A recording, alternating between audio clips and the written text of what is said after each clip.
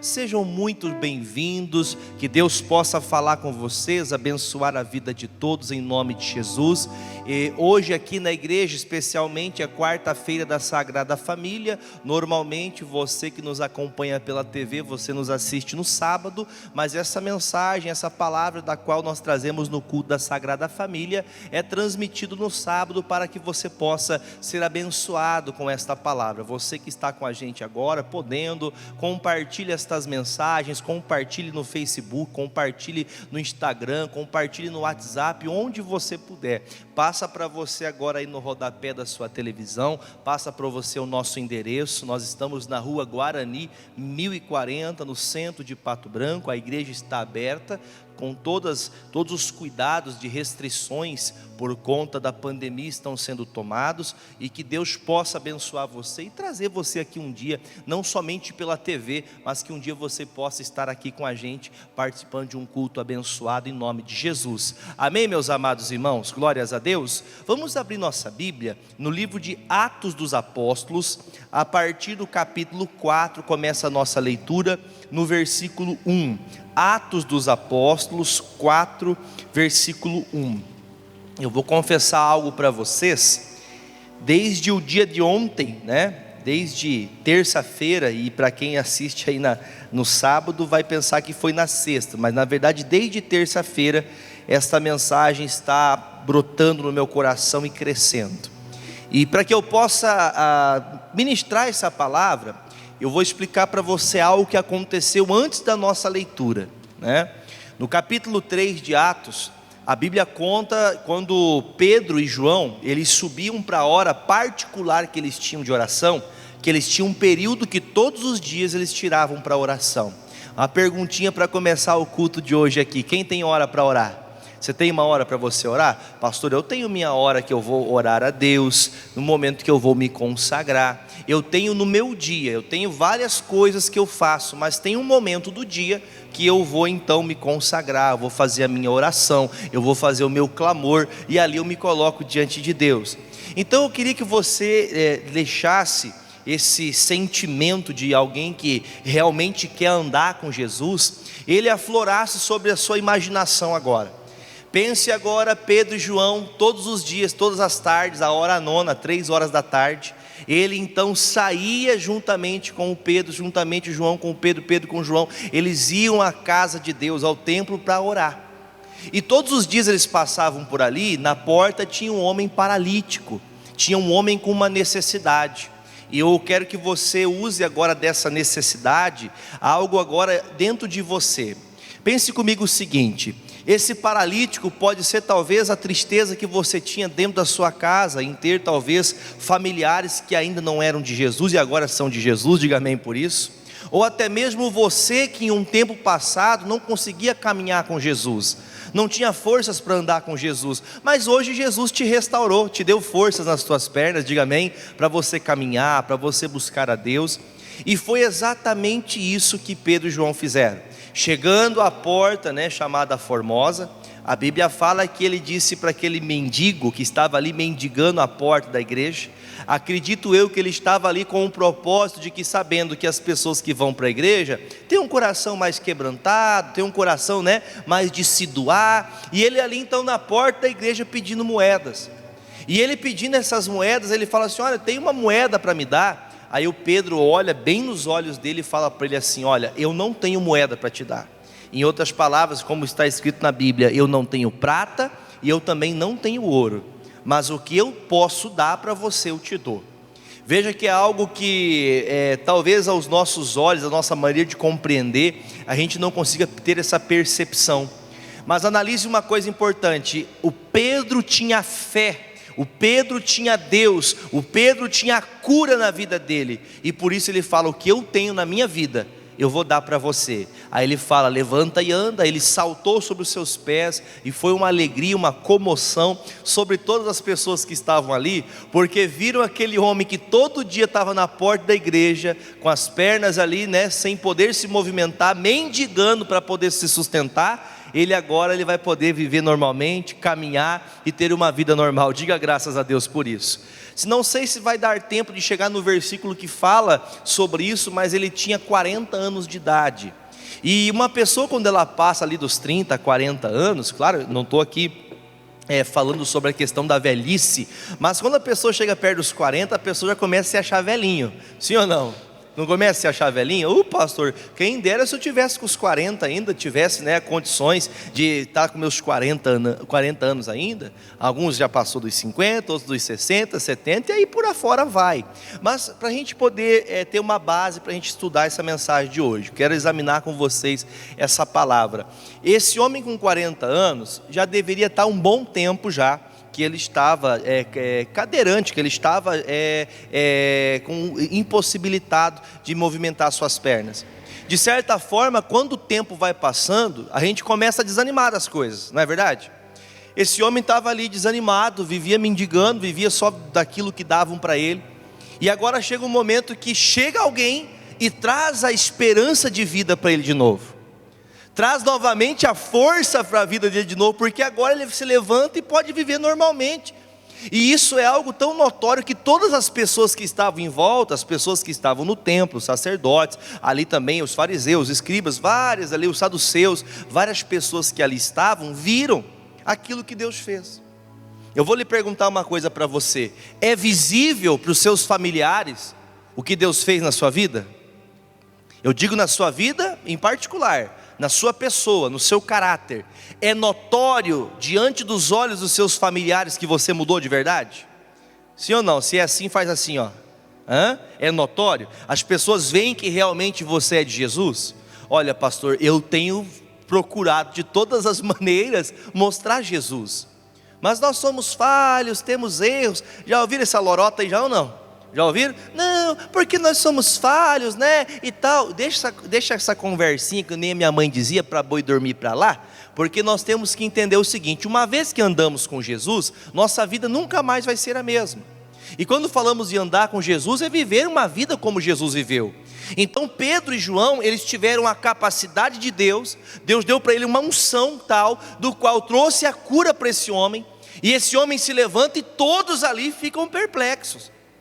E aí então Pedro começa a falar da palavra, ele começa a pregar Jesus Cristo, ele começa a ensinar para as pessoas ali, lembrando que ele estava indo para a hora normal que todos os dias ele tinha de oração. Amigos, talvez você não saiba, mas talvez você está orando, dia após dia, dia após dia, talvez a resposta não chegou, mas em um desses dias que você estiver subindo para a oração, você vai ter um milagre. Você pode falar amém, gente? Misericórdia, não deixa o pastor sozinho não. Vai chegar um dia que você vai ver o milagre acontecer, quando você estiver indo para a tua oração, ou quando você estiver orando, ou quando você estiver voltando da sua oração. Mas vai chegar o dia que o milagre, a resposta vai vir. Agora, se você não é uma pessoa de guerra, de oração, desculpe, mas você não vai ver o milagre acontecer. O milagre só foi possível, lembrando que o primeiro milagre aconteceu após, o batismo com o Espírito Santo, logo após eles terem sido cheios do Espírito de Deus. Agora esse milagre está acontecendo para que a igreja então desperte. Os milagres faziam que as pessoas andassem atrás de Jesus. Quem lembra disso? Jesus, por onde passava, ele fazia com que as pessoas vissem esses milagres, e ali então as multidões começavam a seguir Jesus. Então o Pedro andou com Jesus, e agora ele está fazendo o mesmo que Jesus fez. Poxa, Jesus me ensinou a operar milagres pelo nome do Senhor, e eu vou operar milagre agora. Então em nome de Jesus Cristo, levanta e anda. Diga amém. Então se eu sou de Jesus, eu vou usar as mesmas prerrogativas que Jesus usou.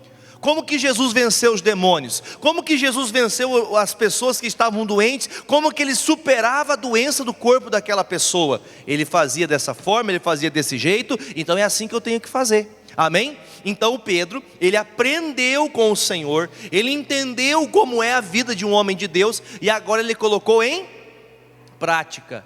As multidões andavam atrás de Jesus por conta dos milagres, e agora o Pedro vai conseguir também arrastar multidões com ele por conta do milagre. Você quer arrastar a multidão da tua família? Eu não sei qual que é o sobrenome dos seus familiares por parte de pai ou parte de mãe, mas eu vou fazer agora algo pela fé aqui em nome de Jesus. Olha, o meu sobrenome é Jefferson, Pinto Mendes, e da minha mãe é Bruno Rodrigues. E eu quero fazer o seguinte: você vai falar em nome de Jesus, eu vou arrastar, fala comigo, eu vou arrastar a multidão, eu vou falar o sobrenome dos meus familiares, da família Mendes e da família Bruno Rodrigues, para a presença de Deus. Aí você fala o seu sobrenome, a sua família, aqueles que são da sua casa. Para que eu possa levar a minha família a andar com Jesus, eu vou ter que sim apresentar milagres. Amém, gente? E o primeiro milagre, quem é?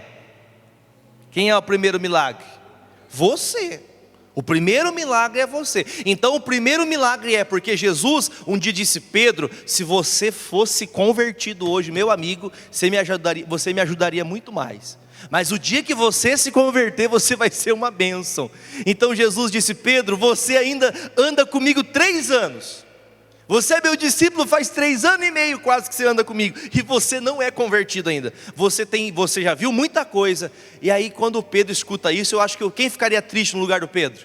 Quem ficaria triste? Eu ficaria triste. Saber que eu ando com Jesus há tanto tempo e sou chamado de incrédulo, sou chamado ainda de desviado.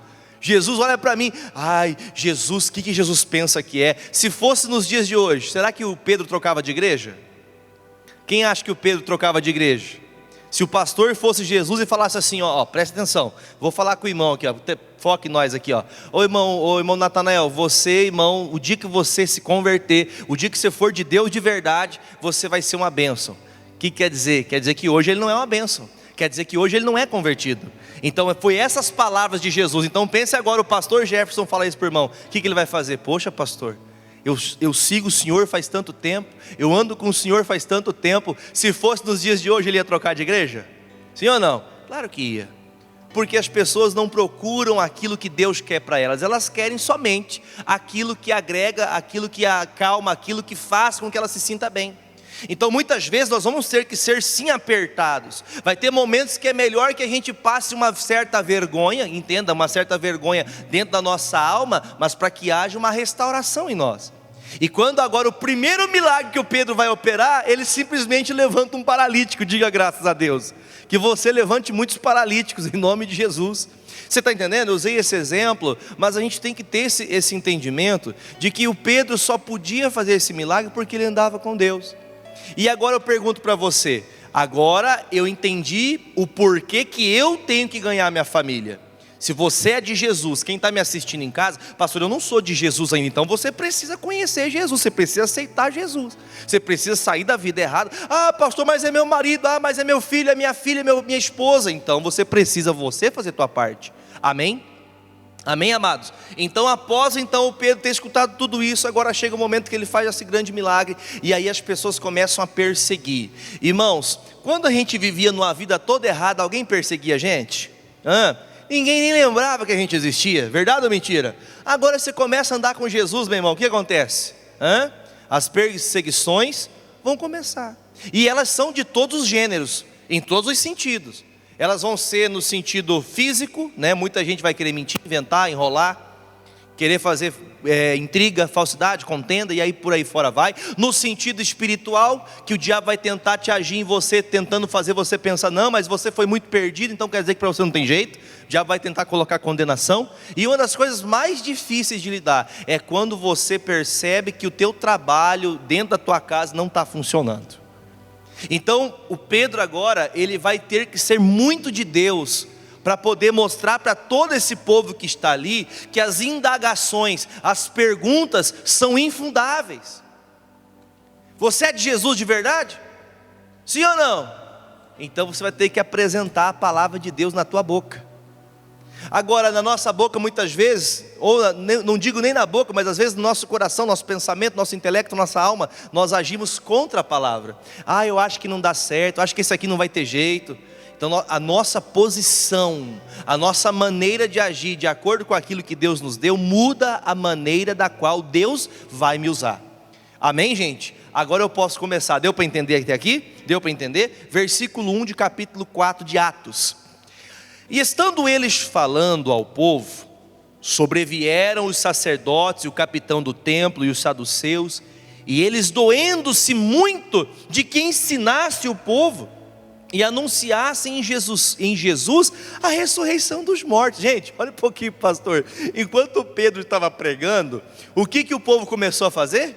Eles começaram a se doer. Eles ficaram dodói. Sabe aquela pessoa que você não pode falar nada para ela ficar brava? Sabe aquela pessoa que se você olhar para ela, se você olhar meio torto para ela, já pensa que não, está com raiva de mim, está com ódio de mim. Eles começaram a se condoer, porque o Pedro falava de quem? De quem, amados? De Jesus. E pelo Pedro falar de Jesus, moveu o coração daqueles homens maus, cheio de ira no coração, cheio de maldade. Eles começam então a ficar com raiva, eles começam a ficar chateados, porque a pregação do Pedro era diferente da deles. Lembrando que quem estava aqui eram os anciãos, aqueles que tinham mais sabedoria. Normalmente é assim, não é? Os mais velhos, não só por experiência, mas por aprendizado de vida, mas tiveram muita coisa, aprenderam muita coisa. E veja que é uma capacidade, uma habilidade, da qual, meu irmão, eles estão agora se unindo, porque é muito notório que quando querem derrubar alguém, unem-se várias pessoas que têm o mesmo pensamento para derrubar alguém. É ou não é assim? Une-se um bando de mentirosos para derrubar um que está na verdade. Une-se um bando de falsos para tentar derrubar alguém que, se faz transparecer na frente daquela pessoa. Não, é a melhor pessoa do mundo, mas quando vira as costas, desce a lenha. Então veja que Pedro, ele começa então a falar de Jesus e falar: Jesus morreu para que nós então pudéssemos ser salvos, e Ele ressuscitou, e nos disse que nós também ressuscitaríamos com Ele no último dia. Diga graças a Deus. Então nós temos que entender que a pregação da qual eles faziam era totalmente diferente. Eles pregavam a lei, e eles não agiam dessa maneira porque eles não criam em Jesus Cristo. Aí agora Pedro, ele escutando essas palavras, versículo de número 3 fala assim, e lançaram mão deles e os encerraram em uma prisão até o dia seguinte, pois já era tarde. Gente, por que prenderam mesmo João e Pedro? Por que prenderam ele, gente? Só porque ele estava pregando Jesus Cristo.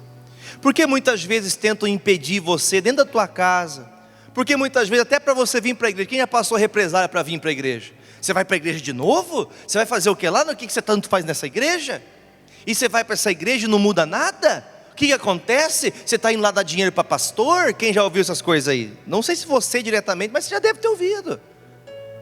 Tem coisas, irmãos, que a gente não consegue perceber, porque muitas vezes nós estamos muito afastados de Deus. Mas essa prisão não era uma prisão negativa, era uma prisão boa para o Pedro, porque agora ele está começando a carregar as mesmas feridas de Cristo no corpo dele. Ele está assumindo a posição daquela que Deus pediu para ele. Jesus disse: se você me ama de verdade, quem ama Jesus diga amém. Se você ama Jesus de verdade, Jesus disse: se tu me amas, você deve apacentar os meus cordeiros. Se você me ama, Pedro fala: sim, Senhor, tu sabes. Aí ele fala: mas se você me ama, você tem que cuidar das minhas ovelhas. Aí Jesus, terceira vez: Pedro, você me ama de verdade? Aí ele se emudece, abaixa a cabeça: sim, Senhor, tu sabes que te amo. Aí ele fala: se você me ama de verdade, você vai cuidar das minhas ovelhas. Então agora o Pedro se levanta, sem medo nenhum de cuidar das ovelhas de Jesus. Ele foi preso, mas ele não deixou de falar de Jesus. Irmãos, não negue a sua fé no Senhor. Não deixe que as amizades, o ambiente de trabalho, familiares, ou até mesmo quaisquer coisa, até mesmo se te faltar até a saúde, meu irmão, não negue a fé em Cristo Jesus.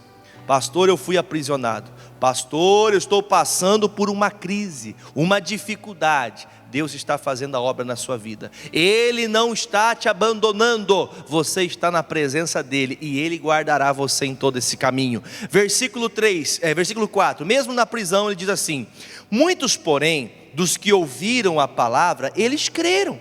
E chegou o número de quantos homens, gente? Quantas pessoas tinham ali? Cerca de 5.000 homens. O Pedro então, após aquele milagre, guarde que eu vou te falar, após aquele milagre, quantas pessoas aceitaram Jesus? Agora eu vou perguntar para você: o dia que você apresentar um milagre dentro da tua casa, não sei se tem 5.000 pessoas na sua família, seus familiares, mas vamos dizer que tenha, se for na mesma média do Pedro, quando você pregar e o milagre acontecer, já pensou toda a tua família convertida? Já pensou toda a tua família de Jesus? Seus filhos, netos, primos, sobrinhos, pai, mãe, tio, tia, todo mundo. Quem crê, diga amém, gente. É pela fé. Então veja que o Pedro conseguiu algo grandioso. Mas por que ele conseguiu isso? Porque ele estava levando Jesus na vida dele. Agora, uma das coisas que me chama bastante atenção é que alguns creram. Só que esses alguns foram 5.000. O evangelho está crescendo, irmãos. Diga graças a Deus. O evangelho está crescendo. A obra de Deus não vai parar. Ah, pastor, mas estão querendo fechar as igrejas, estão querendo parar a obra de Deus. Eu ouvi até uma reportagem esses dias, dizendo que agora os cristãos não podem nem se envolver com a política, porque senão vai fechar tudo, vai ser um decreto. Gente, já pensou? Se todos os comunistas, irmão, fossem, se todo o governo fosse comunista, nós vivendo num país igual a China, sofrendo, igual na Coreia, que tristeza seria. Eu não vou nem entrar nesses assuntos, que isso aqui não me diz respeito. Mas a gente está sofrendo represálias por ser cristão, por ter virtudes da palavra de Deus, por ter princípios dos quais nós não abrimos mão. Nós podemos ser presos. O Pedro estava preso, mas o que interessa é que alguns 5.000 se converteram. Lute para você ganhar o máximo de pessoas que você puder para Jesus. Diga graças a Deus. Versículo de número 5. E aconteceu no dia seguinte, reunirem-se em Jerusalém os seus principais e os anciãos, os escribas, e Anás, o sumo sacerdote, Caifás e João, Alexandre e todos quantos havia na linhagem do sumo sacerdote, e pondo-os no meio perguntaram: com que poder ou em nome de quem fizeste isto? Então Pedro, cheio do Espírito Santo, lhes disse: principais do povo e vós anciãos de Israel, visto que somos interrogados. Por que eles estavam sendo interrogados? Acerca de um benefício feito a um homem enfermo, e do modo como foi curado, seja conhecido de vós todos e todo o povo de Israel, que em nome de Jesus Cristo, o Nazareno, aquele que vocês fizeram o quê? Crucificastes, e a quem Deus ressuscitou dos mortos, em nome desse é que este está são diante de vós. Diga graças a Deus. Mas o que está fazendo a sua vida prosperar, irmã? O que está fazendo o seu marido mudar, irmã? O que está fazendo os seus filhos mudar, irmã? É o nome do meu Senhor e Salvador Jesus Cristo. Aí vem a irmã, vem o tio, vem: nossa, como vocês estão diferentes, vocês estão prosperando, o que vocês estão fazendo? É o nosso Senhor, é o nosso Salvador. Sabe aquele um que vocês rejeitam? Sabe aquele um que vocês negam? Não foi o que o Pedro disse? Ele disse assim: sabe aquele um que vocês apedrejaram? Aquele que vocês colocaram na cruz do Calvário? Aquele que morreu, mas de Deus ressuscitou? Então, é esse Deus a qual nós proclamamos, é esse Senhor que nós falamos. Gente, há uma discussão muito séria acerca de religião. Esse povo que estava contra o Pedro e o João, não era o povo, a massa, não era o povo que estava sofrendo, não era o povo leigo, era quem estava contra, gente? Eram os próprios doutores da lei. Posso te falar uma coisa? A religião é podre, a religião mata, a religião estraga a vida das pessoas. E quando eu falo assim, eu falo com a boca cheia, sabe por quê? Porque se você ficar preso à religião, você se desapega de Deus, você sai da presença de Jesus. Quando eu falo de religião, não é o templo, não é a casa de Deus, não é o lugar onde você congrega. A religião é a pessoa que tem essa questão de que eles estavam vindo querer saber por que eles curaram aquele homem só porque não foi eles. Porque se fosse ele, estava bom. Você já viu essas discussões? O pastor Jaime fala sempre disso. Os cristãos apologéticos, que eles preferem, ao invés de falar de Jesus, ele prefere abrir um culto, fazer uma pregação para falar da igreja dos outros. Você já viu isso aí? Já ou não? A pessoa prefere começar: eu vim aqui hoje, estou aqui, quero abrir para vocês, mostrar aqui a igreja primitiva, e mostrar para vocês que a igreja da graça não presta, para mostrar que a igreja X não presta, para mostrar que a fulana não presta. Quem já viu isso aí? O que Jesus pediu que nós fizéssemos? Pregue um contra o outro, se matem entre si. Ele disse: pregue Jesus Cristo, pregue a ressurreição, pregue a salvação. Então veja que essa religiosidade da época, os fariseus, os saduceus, escribas, esses anciões que estavam aqui, eles não queriam saber por conta do milagre, eles só queriam saber realmente por a questão de que não foi eles que haviam feito o milagre. E as pessoas estavam indo, ao invés de ficarem iludibriando, aliás, melhor dizendo, estarem ali levantando o ego desses homens, foram ao lado do Pedro e do João. Simples, dois homens simples. Gente, o evangelho, ele é simples e descomplicado. A palavra de Deus é pura, é simples. Nós não precisamos ficar preocupados. Mas pastor, olha as perseguições. O Pedro agora levanta-se mais uma vez, lá no versículo de número 11, aí a Bíblia diz que ele comenta sobre a pedra que foi rejeitada. Vou falar com vocês. Ele é a pedra que foi rejeitada por vós, os edificadores, a qual foi posta por cabeça de esquina. Irmãos, eu vou falar para você o seguinte: toda construção precisa ter uma rocha, ter uma pedra de esquina, um lugar onde se vai se firmar. O Senhor era essa pedra de esquina, o Senhor é essa rocha de esquina, a qual os edificadores rejeitaram. Entenda isso, os edificadores são os construtores. Para poder fazer uma base de uma estrutura de um prédio, precisa chegar primeiro até a rocha, para daí então começar a fazer o prédio. Quando bate aquelas estacas, já viram falar disso? Bate aquelas estacas, aí ela chega em um lugar firme, aí sim começa. Mas eles viram a rocha firme. Quem era a rocha firme? Jesus. Vocês viram a rocha firme, vocês sabem que é Jesus, mas vocês não querem, vocês negaram ele. Vocês preferiram construir a casa de vocês na areia. Só que ele fala, vocês rejeitaram. E ele fala agora, se vocês querem saber mais, versículo 12, e em nenhum outro há salvação, diga amém. Não em nenhum outro há salvação, porque também debaixo do céu, nenhum outro há dado entre os homens, pelo qual devamos ser salvos.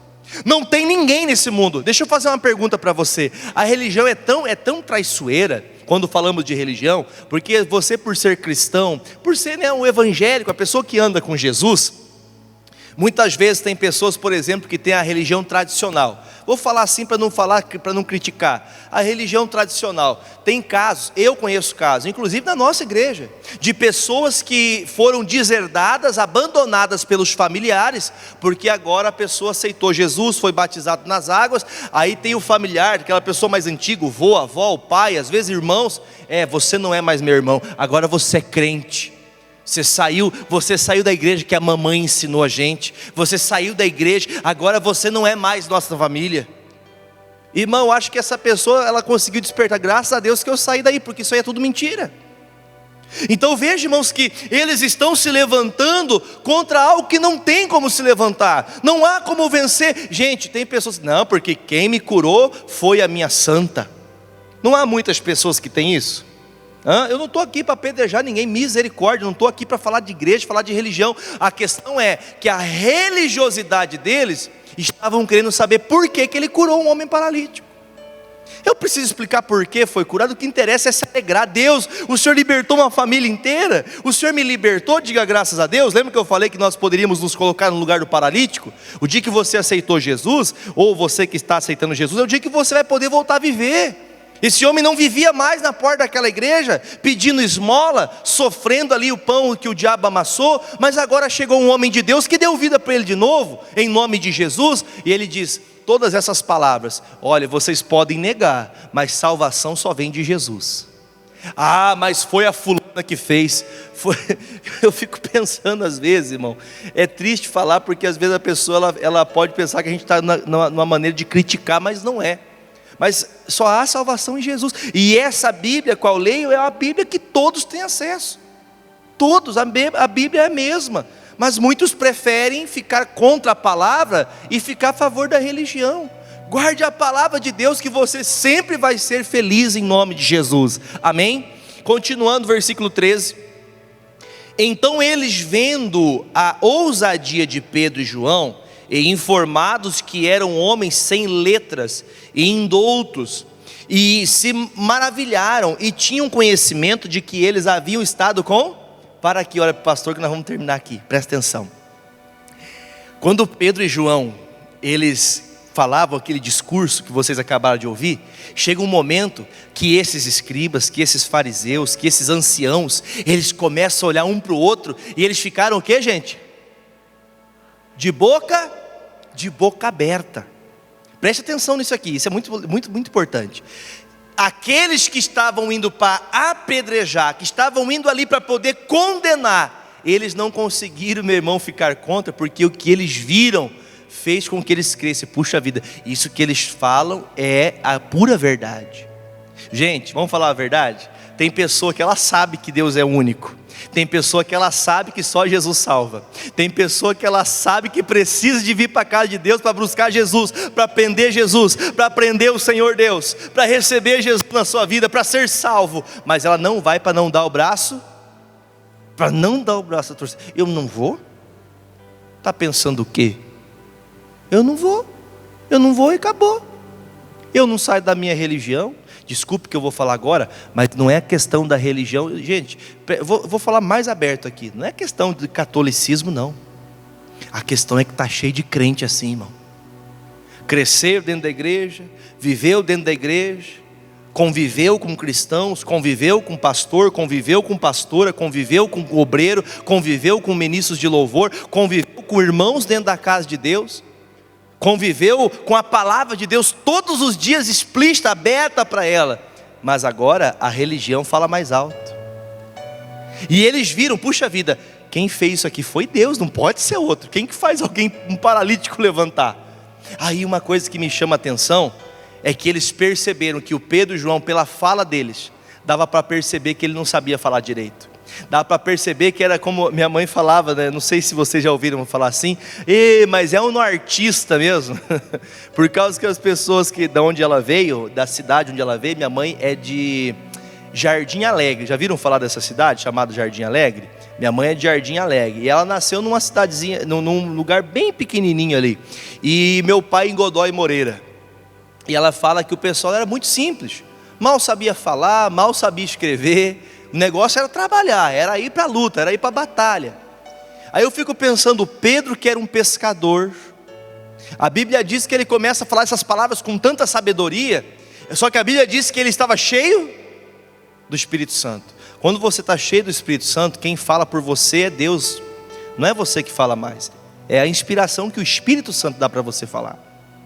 E quando ele faz isso, algo que eu acho engraçado, que depois que eles veem isso, eles falam, caramba gente, esses homens aqui, eles são indoutos, eles não têm estrutura nenhuma de leitura bíblica, eles não têm estrutura nenhuma, eles não conhecem a lei de Moisés, como que eles podem falar com tanta ousadia? Sabe quando você é de Deus de verdade? Essa ousadia, ela vem de Deus, ela vem do Espírito Santo. Agora, se você vive vazio de Deus, longe do Senhor, você não é uma mulher de oração, você não é um homem de oração, você não vai ganhar a tua família. Porque o primeiro aperto que te pressionarem, você vai, eu vou sair daqui, porque eu não vou aguentar. Será que eu poderia, pastor, será que nos dias de hoje, será que se me colocasse dentro de uma prisão, para mim continuar falando de Jesus, será que eu ficaria com Jesus? Não, eu prefiro voltar para a minha velha religião, não, nem sei quem é Jesus. Quem acha que tinha muita gente que ia fazer isso?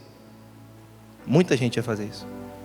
Porque agora você veja que ele fala no versículo de número 14, e vendo estar com eles um homem que fora curado, nada tinha do que dizer em contrário. Gente, olha para o pastor, eu vou dar o meu exemplo.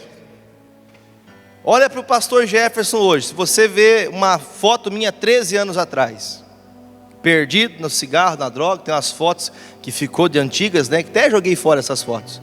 Foto no meio daquele fumaceiro de maconha, aquela rapaziada, aquela bagunça toda, cerveja, pinga, tudo que você imagina de desgraça no meio ali, maconha. Nossa, mas o senhor ficava num lugar desse? Eu tenho certeza que qualquer pessoa que olhar para mim hoje, da minha época, vai falar, puxa vida, ainda que ela não me conheça de falar, ainda que ela não saiba como é a minha vida, só de olhar naquela foto, olhar para o Jefferson de hoje, vai ver uma diferença de 1.000.000%. Andava com as carças aqui assim, ó. Andava assim, ó. Né? Parecia um chassi de grilo, irmão. Mas queria ser o bom da boca. Queria ser o marrentão, matador. Jesus muda vidas, irmão. Jesus transforma vidas. Agora, quando Pedro ele fala essas coisas, irmão, trouxe no coração daqueles homens, puxa vida, mas nós não temos o que falar, porque o que nós estamos vendo é notório. Gente, você pode falar comigo agora bem alto? Tem que ser notório que eu sou de Jesus. Tem que ser notório. Ó, vamos orar, quer ver? Ó, presta atenção, vamos orar. Vocês chamam o pastor para orar. Vamos orar. Aí está todo mundo orando.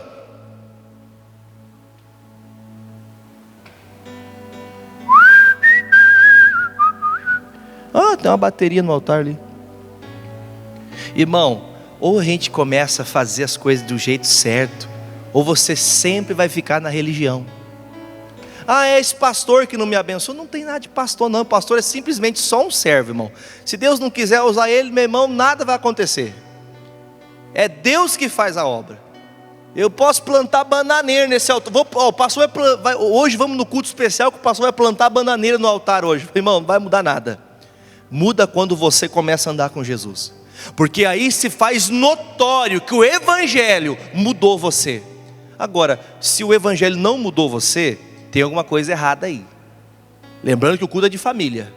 Você não vai conseguir ganhar as 5.000 almas da sua família se você não for notoriamente um cristão de verdade. Quem entendeu, diga amém.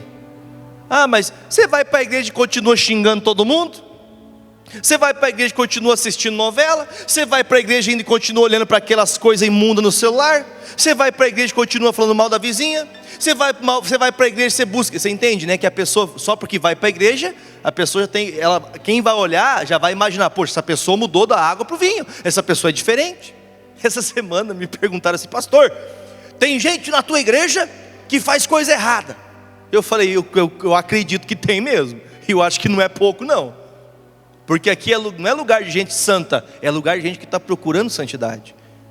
Ah, eu não vou para a igreja porque eu sou muito errado, eu tenho muita falha na minha vida. É aqui que você tem que vir se consertar, aprender Jesus. Ai pastor, mas como que eu vou para a igreja do jeito que eu sou? A Bíblia diz, venha como está. Não quer dizer que você tem que permanecer como você está, mas você tem que vir como está. Pastor, eu estou num pecado, estou nisso, estou naquilo. Vem do jeito que você está. Você está me assistindo agora? Você talvez fala assim: pastor, eu não vou para a igreja porque eu tenho medo de que alguém vai falar alguma coisa. Esquece o que os outros vão falar, isso aí é religião. Olha para Jesus, olha para Ele. Você, independente do bairro que você está no bairro mais pobre da cidade, você está no bairro mais rico da cidade, você é aquela pessoa que anda com o carro mais caro da cidade, onde você passa, o teu carro faz todo mundo parar para olhar. Não interessa o seu grau, a estatura que você tem financeira, não interessa se você é o mais pobre, o mais paupérrimo de todos, você precisa se render a Jesus. Quem entendeu, diga graças a Deus. Agora, o Pedro, ele conseguiu fazer com que aqueles que viam contra ficassem calados. Sabe por quê? Porque as obras são notórias. É algo visível. Enquanto tem gente criticando, fala comigo, enquanto tem gente criticando, nós estamos trabalhando. Critique, irmão, faça o que quiser, nós vamos continuar curando, nós vamos continuar libertando, nós vamos continuar falando do nome de Jesus. Fale o que quiser. Ah, mas eu acho que isso é errado. Mas fale mesmo, é direito de qualquer um. Porém, o Pedro ele vai tomar uma decisão agora que eu e você temos que tomar. Prometo que eu termino agora, versículo de número 15. Todavia, mandando-os sair fora do conselho, conferenciaram-se entre si. Olha só, gente, ó o bolinho do diabo, ó o bolinho, a cúpula de Satanás. Se reuniram ali, aí eles se reuniram para falar de quem? Dizendo: o que havemos de fazer com esses homens? O que nós vamos fazer com eles? Eles não fizeram nada de errado, mas nós queremos apedrejar eles mesmo assim. É mais ou menos assim que funciona. Eles não fizeram nada de errado, eles só são crentes, eles só são de Jesus, eles só são libertador daqueles que estão doentes. Mas nós vamos pisar na cabeça deles, porque eles não são da nossa religião.